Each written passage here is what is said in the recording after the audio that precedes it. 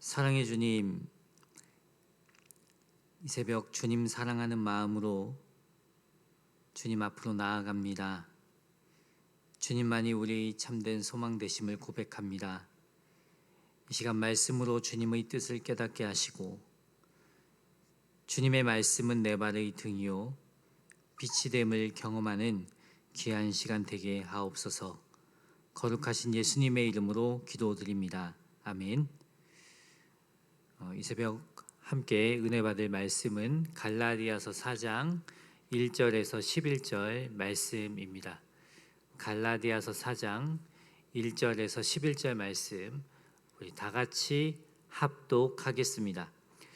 내가 또 말하노니 유업을 이을 자가 모든 것의 주인이나 어렸을 동안에는 종과 다름이 없어서 그 아버지가 정한 때까지 후견인과 청지기 아래에 있나니, 이와 같이 우리도 어렸을 때에 이 세상의 초등학문 아래에 있어서 종노릇 하였더니, 때가 참에 하나님이 그 아들을 보내사 여자에게서 나게 하시고 율법 아래에 나게 하신 것은 율법 아래에 있는 자들을 속량하시고 우리로 아들의 명분을 얻게 하려 하심이라.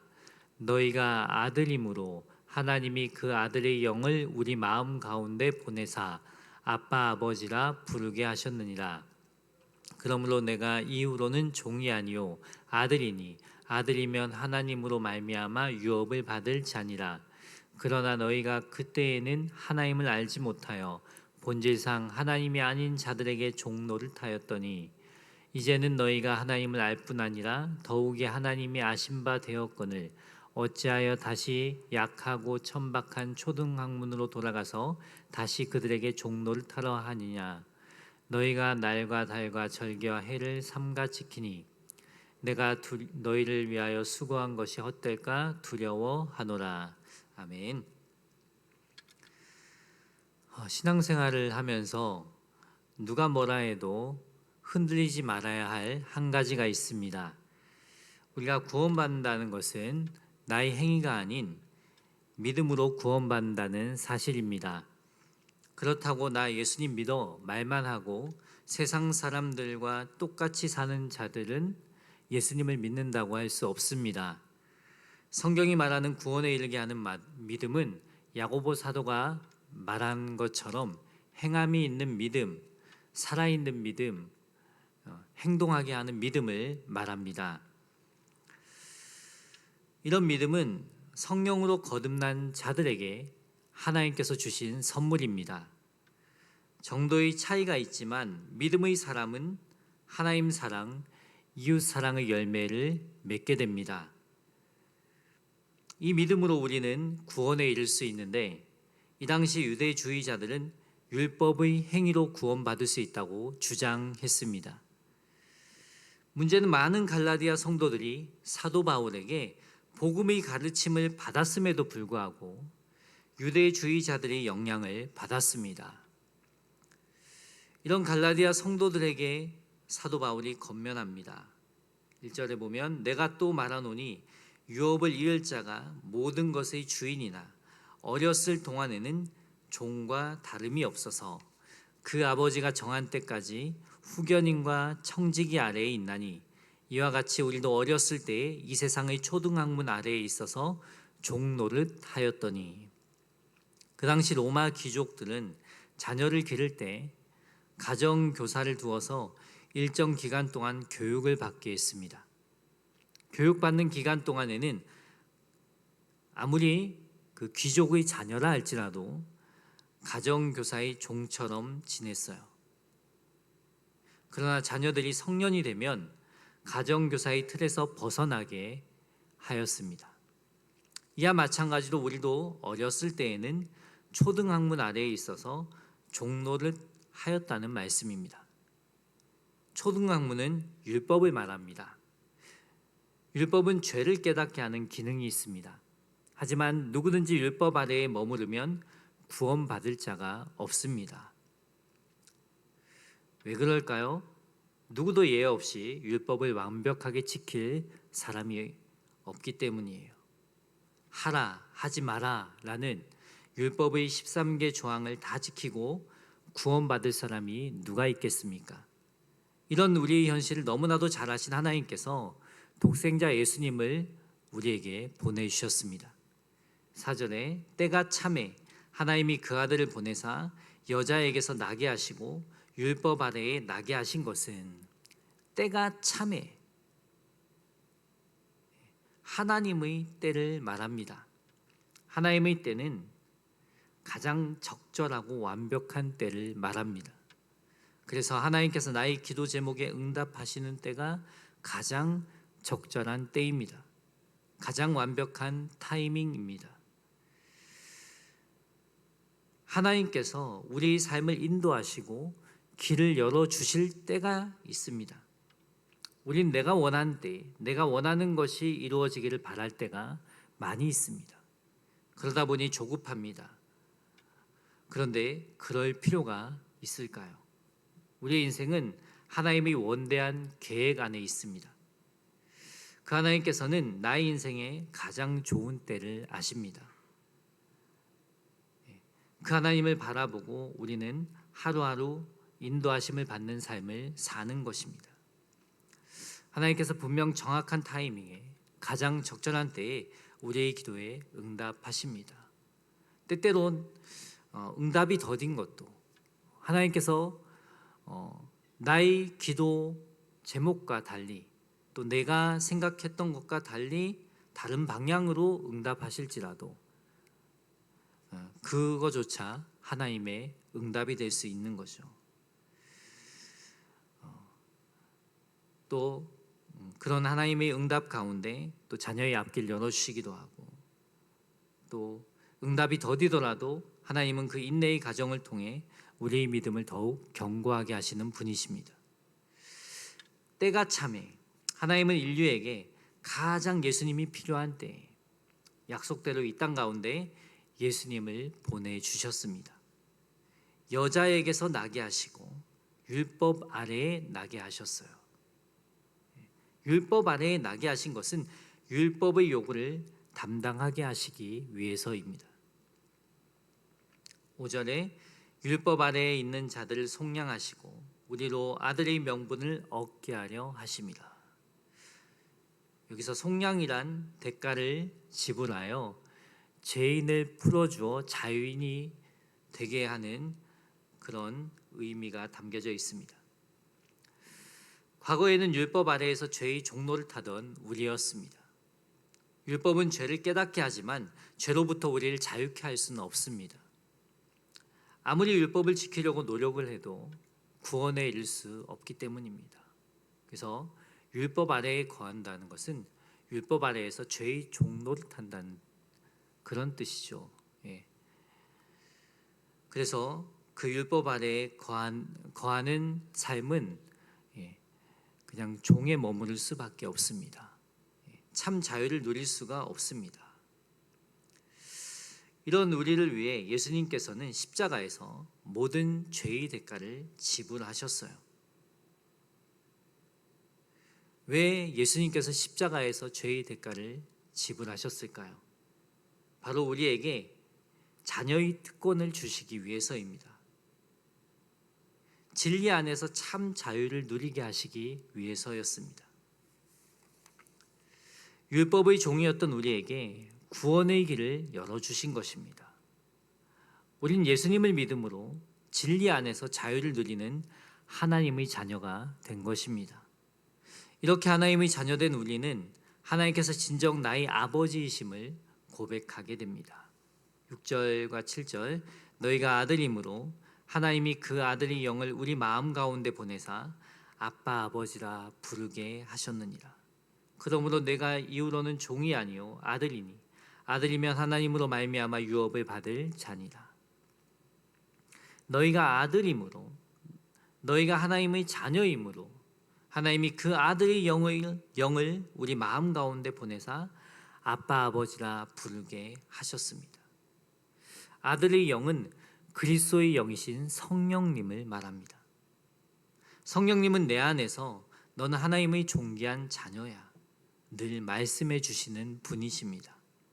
우린 세상의 소리, 사람의 평가에 영향을 받을 때가 많이 있습니다. 그래서 그런 소리로 인해 안 좋은 영향을 받기도 합니다. 하나님이 나를 사랑하실까? 이런 부정적인 생각이 들기도 합니다. 예전에 제 안에 부정적인 생각들이 밀려올 때가 있었습니다. 하나님께서 나를 사랑하실까? 난 지금 뭐 하는 거지? 왜 나에게 이런 일이 찾아온 거지? 그래서 마음이 힘들 때, 주님, 저희 마음이 너무 힘듭니다. 부정적인 생각이 그치지가 않습니다. 그때 성령님께서 제 마음속에 이렇게 말씀하셨어요. 누가 뭐라 해도 너는 하나님의 사랑받는 자녀야. 그 한마디면 충분했습니다. 사람들이 100마디 말보다 주님께서 한마디 하시면 충분합니다. 그 한마디면 우리 안에 하나님 나라가 임합니다. 기쁨과 평안이 임합니다. 부정적인 생각이 찾아올 때 이젠 내 안에 계신 성령님의 음성에 귀 기울이시기 바랍니다. 누가 뭐라 해도 너는 하나님의 사랑받는 자녀야. 하나님의 존귀한 자녀야. 이 새벽 하나님의 자녀된 우리에게 말씀하시는 성령님의 음성을 들으시길 소망합니다. 하나님의 자녀가 누리는 특권은 어마어마합니다. 우리는 평생 자녀의 특권을 누리며 살아야 합니다. 이처럼 종에서 자녀의 신분으로 바뀌었다는 것은 엄청난 특권을 누리게 되었다는 것입니다. 그런데 갈라디아 성도들이 유대의 주의자들의 영향을 받아서 자녀에서 다시 종으로 돌아가려 한다는 거죠. 거짓 진리에 현혹된 것입니다.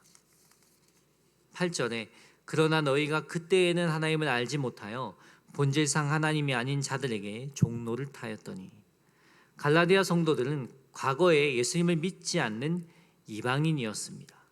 하나님이 아닌 자들에게 종로를 타였다는 것은 헛된 신에게 절하고 우상 숭배했던 과거를 말합니다.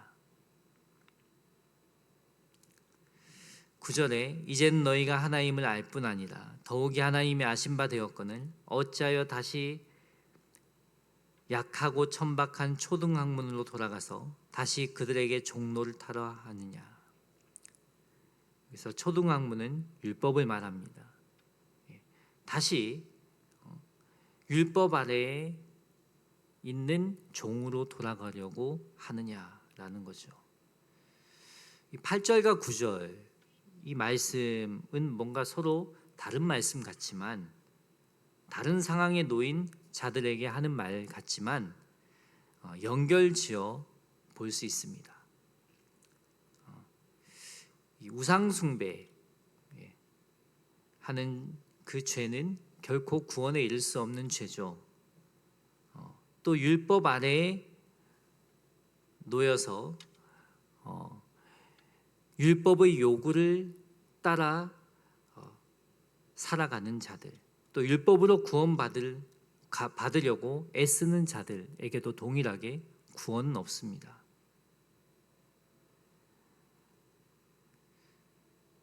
그래서 우상숭배나 율법에는 구원이 없음을 강조하기 위해서 이 8절 9절 말씀이 연결되어 있는 것입니다. 율법은 우상처럼 구원할 힘이 없습니다. 율법 아래에 있는 유대인이든 우상 숭배하는 이방인이든 오직 예수로만, 오직 믿음으로만 하나님의 자녀가 될 수 있습니다.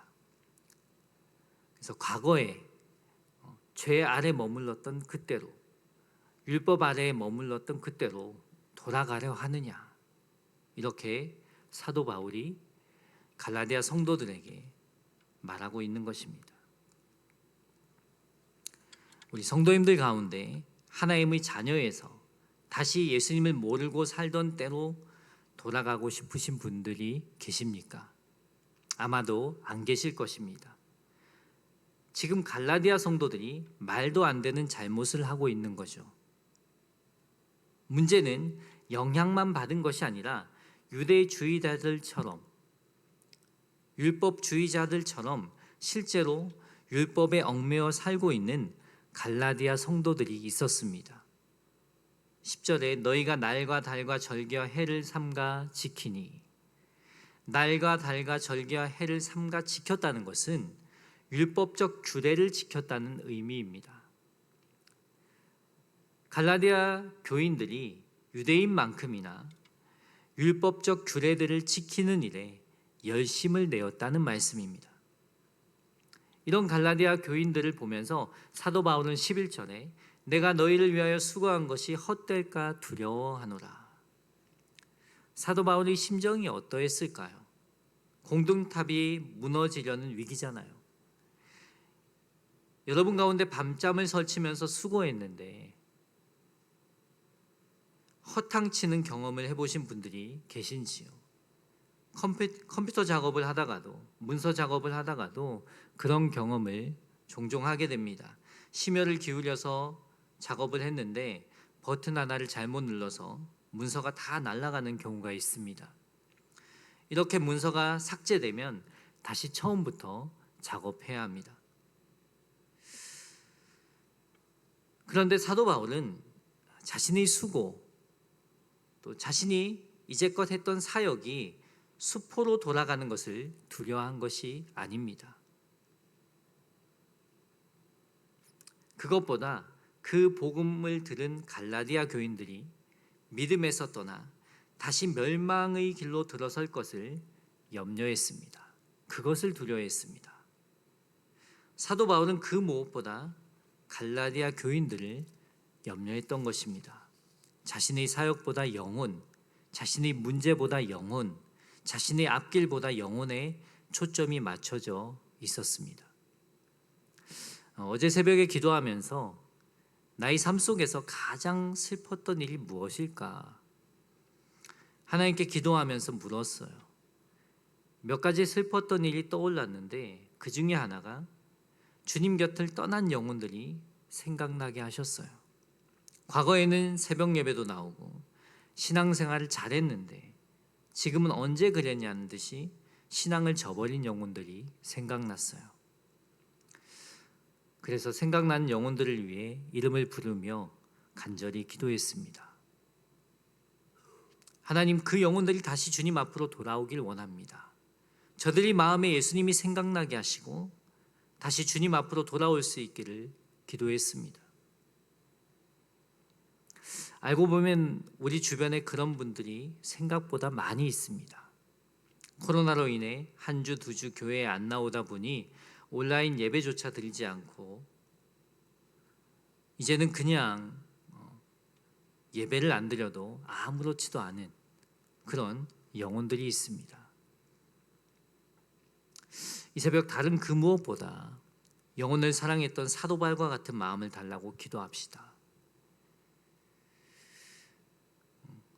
자신의 사역보다, 자신의 일보다, 자신의 문제보다 영혼, 그 한 영혼 한 영혼에 그 한 영혼 한 영혼을 향한 그 사랑으로 사도 바울은 주님의 사역을 했던 것입니다. 이 새벽 그 사도 바울의 그 마음을 달라고 기도합시다. 그 사도 바울의 그 마음이 곧 예수님의 마음입니다. 한 영혼을 위해 예수님은 십자가의 길을 걸으신 것입니다.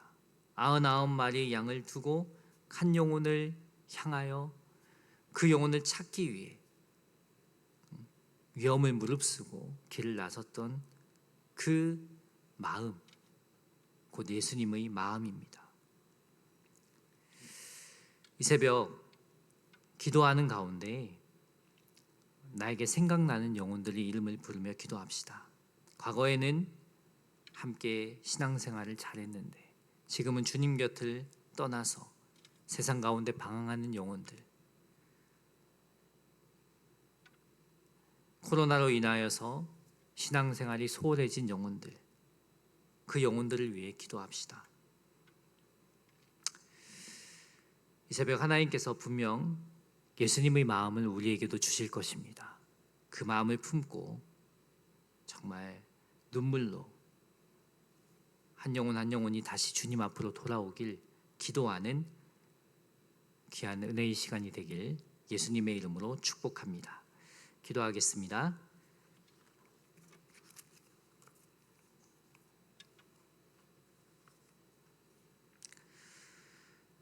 사랑과 은혜가 충만하신 하나님 아버지, 우리를 하나님 자녀 삼아 주시고 진리 안에서 참 자유를 누리게 하심 감사합니다.